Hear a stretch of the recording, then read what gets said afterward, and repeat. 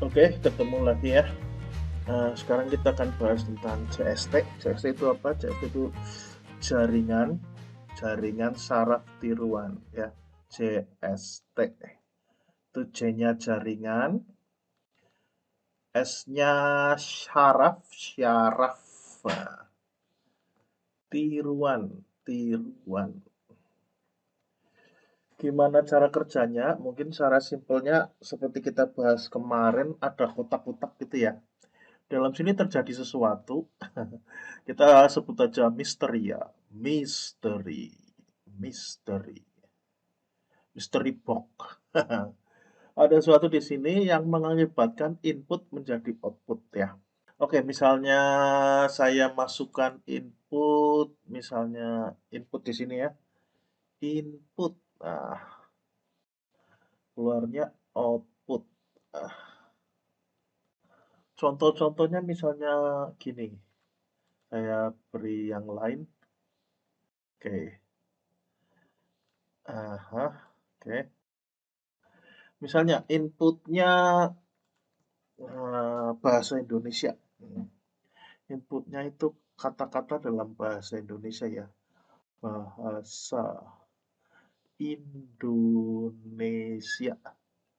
Indonesia. Outputnya misalnya bahasa Inggris. Gitu. Ada sesuatu di sini dan kita sebut aja misteri. Nah, box misteri ini adalah sebuah fungsi yang mengubah input menjadi outputnya. Seperti kita bahas kemarin, eh, gambar ya, citra atau foto 28 kali 28 menjadi angka 1 menjadi kelas ya, kelas atau labelnya ditentukan labelnya 0 sampai 9 kemarin itu ya. Jadi misalnya gambar yang kemarin kita contoh juga 28 kali 28 gambar ukurannya ya 28 kali 28 keluarnya jadi labelnya apakah itu angka 0, angka 1, angka 2 dan seterusnya sampai 9. Begitu. Nah, kita akan membahas di sini di misteri ini apa yang terjadi di dalamnya. Di dalamnya itu sebetulnya ya fungsi-fungsi matematika ya. Perhitungan matematika ya, ada penjumlahan, pengurangan, perkalian, aritmatika biasa ya, pembagian, dan banyak sekali, kompleks sekali, banyak. Jadi kalau dibilang sederhana sederhana, tapi ya karena mungkin jumlahnya banyak ya, jadi kita jadi pusing juga jumlahnya banyak. Apa? Bukan jumlah dalam artian banyak gitu ya, tapi operasinya banyak, jumlah operasinya, operasi penjumlahan, perkalian, pengurangan dan lain sebagainya. Sebelum lebih lanjut, kita kenalan dulu sama ini. Ini apa ini? Ini saraf ya, jaringan saraf. Di ilmu biologi, ini rumit sekali dan ada ilmu khusus untuk mempelajarinya. Sekitar tahun 60-an, ada yang menyederhanakannya, membuat abstraksinya penyederhanaan dari jaringan saraf ini. Mereka sebut sebagai, kalau nggak salah waktu itu multi-layer perception ya, kalau nggak salah. Nah itu, ini penyederhananya sangat sederhana sekali sampai seperti misalnya hutan disederhanakan jadi sebatang sebatang sebatang tusuk gigi gitu. Penyederhanaannya seperti itulah ya. Disederhanakan sampai seperti itu. Hutan diibaratkan sebatang tusuk gigi, intinya seperti itu. Maksudnya di sini adalah sesuatu yang rumit sekali disederhanakan gitu. Diambil penyederhanaannya. Sebenarnya jaringan saraf tiruan itu tahun 60-an ya, tahun 60-an, 60-an ada kalau nggak salah ada ilmuwan psikologi ya yang membuat CST itu jaringan saraf tiruan. Awalnya karena hanya penyederhanaan dari saraf yang benar-benar ini rumit sekali disederhanakan mereka nggak mau nyebut ini JST, jaringan saraf tiruan, ya, karena lebih sederhana lagi. Jadi hutan jadi sebatang tusuk gigi gitu loh. Tapi karena marketing ya jadi orang lebih kenalnya sebagai ini, artificial neural network atau jaringan saraf tiruan. Sebenarnya itu berbeda sekali dan emang ada ilmu khusus yang mempelajari jaringan saraf ini ya. Ada yang komputasional juga ya, komputasional neural network juga ada. CST ini adalah penyederhanaan seperti ini ya, penyederhanaan seperti ini. Oke, seperti yang kita bahas tadi, jika yang dimaksud jaringan saraf tiruan itu penyederhanaan, sangat sederhana dari jaringan saraf yang sesungguhnya ya. Jadi ceritanya begini, waktu itu mereka meneliti tentang jaringan saraf dan mau menyederhanakannya ya, menjadi sangat amat sederhana. Jadi seperti hutan itu disederhanakan jadi satu batang tusuk gigi gitu. Tetapi waktu press release, waktu dikasih tahu ke orang-orang, nah berita-berita menyebutnya sebagai jaringan saraf tiruan. Nah, ini ada hubungannya dengan apa? Otak tiruan lah, inilah itulah jadi semua berkembang, nggak bisa dikontrol, jadi sekarang namanya jadi seperti itu. Oke, saya besarkan gambar yang tadi Anda lihat di sini. Ini gambar yang di tahun 60-an mereka buat ya, yang namanya multilayer perceptron ya. Sebelumnya dikasih nama perceptron seharusnya, tapi orang-orang malah jadi ngasih namanya jadi neuron gitu ya. Beda sekali. Neuron itu saraf ya. Seharusnya namanya perceptron. Anda lihat di sini, Anda lihat di sini. Di sini ada input, maaf. Di sini ada input ya, input. Di sini ada input, input 1, input 2, input 3, input 4. Nah, input ini di sini ada namanya weight, weight 1, weight 2, weight 3 ya, weight 4. Weight itu apa bahasa Indonesia? Bobot ya. Input masukan, ini bobot. Inputnya 1, X1 mungkin ya, X1 dikalikan dengan bobot 1 ini. Jadi ya mungkin seperti ini bisa ditulis X1 dikalikan W1. Kemudian di sini X2 kalikan W2. X2 kalikan weight 2, bobot 2.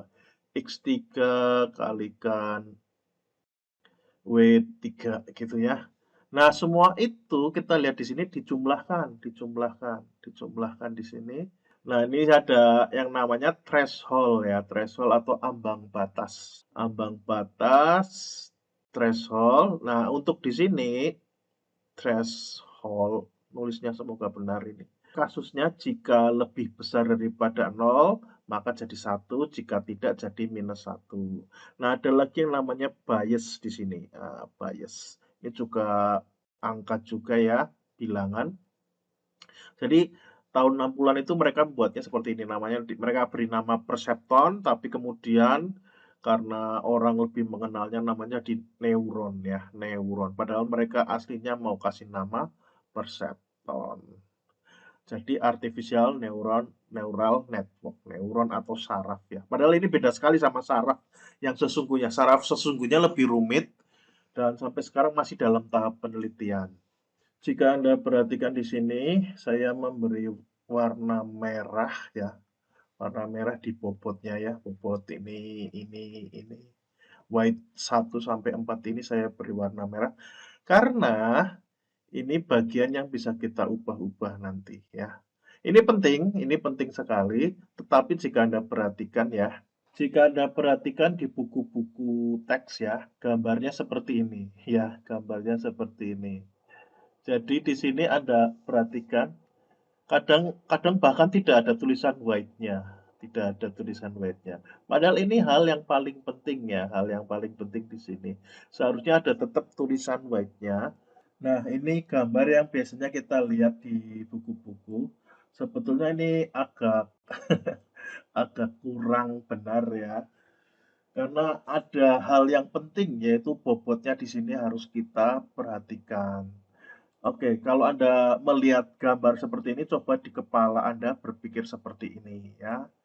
Dan ingat lagi di dalamnya seperti ini sesungguhnya ya. Ada bias, ada ini, ada itu ya. Ini mungkin sedikit analogi untuk Anda lebih memahami. Semisal Anda adalah koki di rumah makan terkenal. Anda itu membuat makanan terkenal, koki. Makanan Anda adalah burger. Burger. Saya bingung cari contoh, jadi saya milih yang terlintas saja, burger ya. Dan konsumen Anda memberi Anda feedback. Feedback tahu ya, umpan balik. Feedback negatif, feedback positif. Kalau feedback negatif mungkin celaan atau bilang macam-macam. Nah, di sini konsumen Anda memberi feedback. Enak sih, tapi kok kurang pedas. Dari sini, apakah Anda akan menambah atau mengurangi sambal? Gitu. Di sini Anda bisa perhatikan untuk kuantitasnya. Misalnya ada feedback lagi, enak tapi kurang asin, berarti perlu ditambahi garam dan lain sebagainya. Nah, solusinya gimana untuk jaringan saraf tiruan ini? Solusinya dengan tetap membuat burger sampai konsumen puas, ya.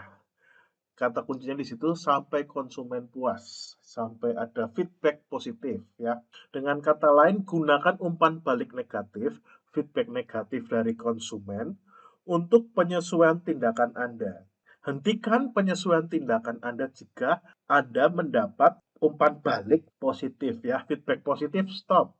Pujian, nah, misalnya burgernya cocok, pas, enak, ya itu umpan balik positif. Oke, dari ilustrasi bikin burger itu ya bisa dilihat di sini persamaan yang kita bahas tadi. Nah, di sini kita bisa anggap sebagai burgernya ya ini. Y, Y ini burger. Burger. Burger. Kalau ini, nah saya ganti warna aja. Kalau misalnya ini, ya, X1, X2, X3 itu apa? Kita anggap X1, X2, X3 adalah bahan. Nah, semisal ini roti ya. Roti cuma dua, nggak perlu ditambah. Jadi ini kalau W1 sama W2 itu bobot ya, bobot atau jumlah banyaknya. Kalau bikin burger nggak mungkin rotinya, biasanya roti cuma satu dibelah dua itu ya. Oke, ini namanya jumlahnya. Jumlahnya seberapa banyak. Amount. Bahasa Inggrisnya amount. Ini bahannya, misalnya ini roti, kemudian X1 itu sambel ya. Sambel, X2 itu garam. Garam. Ini jumlahnya atau amount. Weight 1, weight 2. W1, W2, apa namanya? Bobot 1 sama bobot 2. Nah, roti nggak perlu dikasih bobot karena roti jumlahnya emang 1 ya. Kecuali beli burger 2. Ini bikin burger 1 aja. Burgernya cuma 1. Jadi seperti ini. Nah, yang berubah-berubah itu ininya, bobotnya. Terlalu asin, kurangi garamnya. Terlalu pedas, kurangi sambalnya. Tidak pedas, tambah sambalnya, gitu ya. Kurang asin, tambah garamnya. Begitu saudara-saudara. Jadi ini modelnya yang kita buat tadi dalam persamaan tadi. Kita tahu tadi X0 itu bahan, X1 juga bahan, X2 itu bahan mentah ya. X0 kita umpamakan rotinya ya. Roti nggak punya bobot di sini ya, nggak punya bobot di sini. Oke, roti nggak punya bobot di sini. Di sini nggak ada bobot ya. Tapi X1, X2 adalah X1 misalnya tadi sambal ya, sambal ada bobotnya karena nanti mengurangi banyak tidaknya ya. X2 itu apa tadi namanya? Garam ya, garamnya. X2 ada bobot juga. Kemudian hasilnya adalah ini, burger yang akan kita buat. Jadi dari proses bahan mentah menjadi burger itu namanya forward propagation, propagasi maju. Forward propagation ya, membuat burger itu forward propagation. Dari sini ke sini ya. Nah, kemudian setelah burger dimakan oleh konsumen, konsumen mendapatkan apa namanya? Bukan mendapatkan. Konsumen memberikan umpan balik ya, atau namanya feedback ya, feedback. Feedback kemudian ke sini, dari feedback dari burger ke belakang itu namanya backward propagation ya, backward propagation, atau bisa disebut juga dengan backprop ya. Ini akan menyesuaikan bobot berdasarkan feedback negatif ya. Jadi ini akan berubah-ubah. Nah, terlalu asin misalnya, terlalu asin, feedback negatifnya terlalu asin. Nah, ini balik lagi ke sini. Nah, asin mana? Ini kan garam X2 tadi ya. X2 garam, garam. Ah, garamnya dikurangi, kurangi gitu. Nah, terlalu pedas, terlalu pedas. Balik lagi back propagation kemana? Ke sini. W1 itu sambel ya, sambelnya dikurangi. Apa tidak pedas? Nah, tidak pedas. Sambelnya ditambah gitu. Kalau proses pembuatan burger itu namanya forward propagation. Kalau backward propagation menyesuaikan bobot berdasarkan feedback negatif. Nah, kok bisa berubah-ubah? Nanti kita bahas ya. Untuk sementara seperti ini dulu. Analogi mempermudah untuk kita memahami aja ya. Tadi hanya contoh sederhana dengan satu rumah makan burger ya. Rumah makan burger yang dimiliki oleh satu pemilik aja. Nah, sekarang ini aku beri contoh yang lebih kompleks ya.